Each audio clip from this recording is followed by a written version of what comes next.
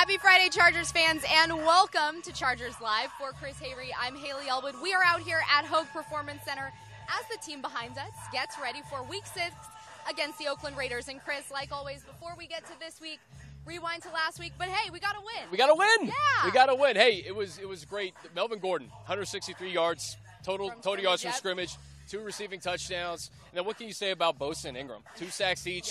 Yeah. That sack by Ingram at the end, man, unbelievable. So, hey, you take the win. Hopefully you can turn it into 2 Sunday in Oakland. Head coach Anthony Lynn, after the game last week, talked about a lesson that needed to be learned. I spoke with Chris McCain in the locker room yesterday about that lesson, and he said it deals with the fact that they kind of pulled out a gritty, close win. Yeah. But something to take away from it was they kind of want to start building leads. He talked a little bit about blowouts. I asked him, is that how this team wants to win? And he goes, well, you know, it's the pros. You can't always blow a team out, but now there's something to learn from that, and that's maybe get off to a little bit of a quicker start, build a lead, and maybe protect that so it doesn't come down to being so close as it was last week. Yeah, I mean, they haven't scored first in any game this year, Haley, so it would be nice to get off to a quick start Sunday in Oakland. But Coach Lynn is right. Hey, it was an ugly game. Yeah. There was a lot of punts. There was a lot of penalties. Yes. But those are the games you got to find a way to win, and they got it out on the road. And there is a lesson to be learned there. This team has lost so many close games over the past couple of seasons. It's good to actually see it happen. To flip the script. Flip the script, get a win. I'm sure it was a happy plane ride home. Absolutely, it was. Who impressed you last week? Well, a lot of guys impressed me. You talked about some of these big names of Bosa and Ingram and Gordon. How about Drew Kaiser? Yeah. I mean, 6 punts, 55.5 yards per punt. He had to kick out of the Chargers' own territory a bunch of times, got them out of some binds. Yeah. So that's kind of the unsung role here, you know, being a punter. But Drew Kaiser really got them out of some tough spots. And I will take one of those big names and go with Melvin Ingram. I mean, like you said, that last sack that he had, the sack, the strip, the forced fumble, the fumble recovery, I mean, he does it all. Yeah. Well, Haley, Bosa and Ingram, I had to look this up. They're on pace for over 36 sacks combined this year, which is unreal. You know, just the fact that Joey Bosa had 2.5 sacks going in, he got going with 2 sacks, and then Ingram just keeps doing his thing. He gets to the quarterback each and every week. Yep. If you're an opposing quarterback, you better beware. Yep. And speaking of, so as we said, obviously the Chargers take on the Raiders this week. We still do not know officially who will be under center, but have a pretty good feeling it's probably going to be probably going to be Derek Carr. So for those who don't know, every week the opponent, head coach, and usually a player call into the local media. So we got Jack Del Rio this week and Derek Carr. So read into that what you will. Both were very coy about Carr playing, but Derek Carr did say if it was up to him last week, he would have played. Well, my bet is we're going to see Derek Carr on Sunday. Yeah. This team, the Raiders, they've lost 3 in a row. And going back to that game in Washington where they were kind of dominated on Sunday night, they just haven't looked right. Mm-hmm. And then not having your quarterback last week and obviously him getting hurt 2 weeks before against the Denver Broncos, they need to get him back. But I think it's an opportunity for the Chargers to get after him. Make him uncomfortable with Bosa and Ingram. I talked to Marcellus Wiley on Chargers Weekly, our podcast. Yep. We had Rich Gannon, who was great. He's calling the game on Sunday. Rich gave some great insight.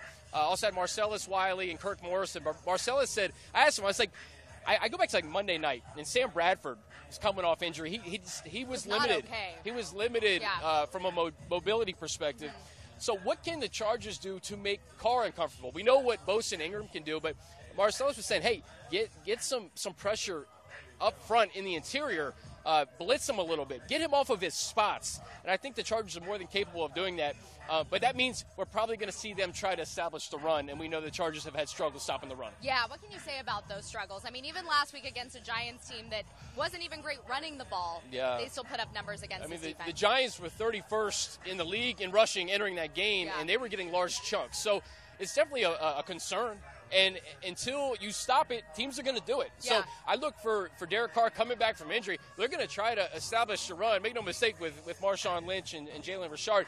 It's just going to be about tackling these guys and making sure they don't get the running game going because it just goes into everything, Haley. Time of possession. It allows your opponent to sustain drives. And it's just something that they got to figure out because you cannot allow opponents to run all over you. All right. Now, another player that we may possibly see this week, we don't know what's going to happen, but we'll find out after practice today, at least about his availability, is Mike Williams. Yeah. It's been a hot topic of conversation, but if he does play this week, what kind of impact do you think he can make right off the bat? You know what? I'm not expecting a huge impact. Right. But Coach Lynn did say his snaps would likely be limited whenever he makes his debut, just because he hasn't played a lot recently. There's just so much anticipation, period, to get him on the field. So he's one of the guys I want to watch this week if he does play, because we haven't seen him. And he was drafted so high for a reason. Phillip Rivers has talked about what he's done out in practice, and it's something where I'm not expecting a huge role from Mike Williams, especially on Sunday right now. You have Keenan Allen, Tyrell Williams, Hunter Henry starting to get more involved. He got going last week. Yeah, he did. So Mike Williams, I just want to see him out there. You know, and however many snaps he plays, just to see him out there, I think it would be a nice positive sign, and hopefully add another dimension to this offense. Totally, and like we said before, but just to reiterate, Coach Lynn said he would have an update on his. Yeah, we're not sure yet. Yeah, we're not sure. We'll have an update after practice today. One of the cool storylines is it's always nice when you have two teams going up against each other with guys who used to play together. Yeah. And this week we have a pair of them in Brandon Mebane and Marshawn Lynch. You know them from Seattle, but they actually go back to Cal. They played together at Cal. Marshawn Lynch stood up in Mebane's wedding, which I think is pretty cool. But it's pretty cool. All bets are off come Sunday. All bets are off, especially because Marshawn Lynch is going to want to get going. Yeah. He's looked like a shell of himself the past few weeks. I think he had 9 for 12 against the Broncos, 6 for 18 against the Redskins, and had a little bit more success last week, but not much more. So, listen, Brandon Mebane is going to want to get pressure and stop the run. He's going to want to stop his buddy, Marshawn Lynch. Right, yep. Now, another tie between these two teams is actually Raiders' assistant head coach on defense, John Pagano, who spent, I believe, the past 15 seasons with the Chargers. He was the Chargers' DC as of last year and past couple of years prior. Kind of like Frank Reich when he was with the, with the Eagles. We talked about this a little bit, but is that a benefit for the Raiders to kind of, have a guy who scouted this team, knows this team pretty well? It could be, but, you could also flip it and be like, oh, a lot of these defensive guys know Pagano's scheme and can give some tips about Pagano's scheme. So, I don't know. I think both teams have moved on. Gus Bradley's system is different. It is different. Phillip Rivers went up against those Pagano defenses in practice all the time. So, I don't know. I kind of look at it as a wash. But, I don't know. This is a big game because the winner of this game leapfrogs out of that last place. I mean, I guess the Chargers for sure. If they lose, or if they win, rather, you're 2-4 and you leapfrog the Raiders. So, listen, you take any advantage you can get. Right. But, I think it's kind of a wash with Pagano. And the Raiders have won 4 straight, I believe it is, against the Chargers. So it'd be nice, like we said. It would be nice. Phillip Rivers, last year in Oakland, 359 yards, 4 touchdowns, 2 interceptions. He's had big games against Oakland. He's 14-8 all time. Got to take care of the football, though, and hopefully he can have another big game through the air. What can you say about kind of the struggles that Amari Cooper has been dealing with as of late? I mean, this is a guy who you game plan for, you draft pretty high in your fantasy leagues if you're into that. But do you have him on your team? Is that why you're asking the question? Yeah, well, we won't go there. Yeah. But he hasn't looked right. I think the past few games, 4 catches, 23 yards. Yeah, not good. And he leads the NFL in drops with 5.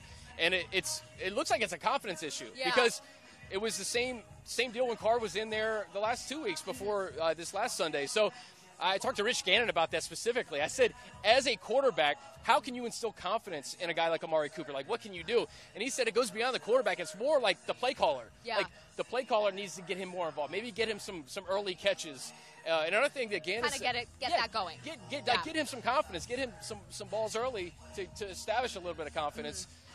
And to that point, Gannon also said with Carr potentially starting and returning from injury, you're going to see him probably get the ball out of his hands quick. Right. You're probably going to see some quick throws. You don't want to take hits. Yeah. You don't want Melvin Ingram and Joey Bosa getting back there. And he gets the ball. He gets rid of the ball pretty quickly.